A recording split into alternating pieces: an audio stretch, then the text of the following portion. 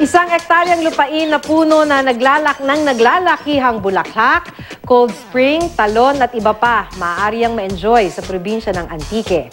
At kung gusto mo naman ng kakaibang nature experience, pwedeng subukan ng Kawa Hot Bath. Yan yung para kang niluluto. Makipasyal Pilipinas tayo kay Pia Arcangel.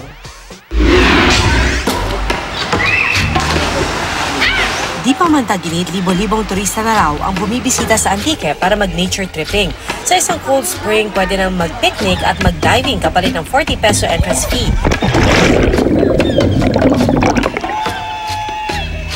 Nauuso rin doon ang river tubing.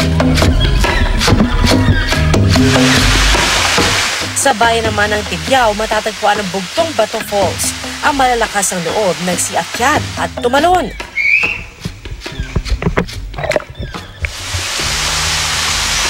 Sarap, malamig. Matapos magpalamig, pwede rin magpainit para ma-relax. Para hindi literal na maluto sa kawa, pinapatay rin ang apoy matapos ng 5 minuto. Masarap, maligamgam. Natural siya. Iba-ibang naman, aroma talaga na parang may healing power. Chill lang nga raw ang buhay sa Antique, kaya maraming taga-syudad ang naiengganyo magbakasyon doon. At kasunod ng pagkakadiskubre ng hagdang-hagdang palayan o rice terraces doon kamakailan, may nadiskubre ring isang ektaryang lupain na may Rafflesia, ang pinakamalaking uri ng bulaklak sa mundo. Ito yung Rafflesia speciosa na malapit ng Amungsapkad.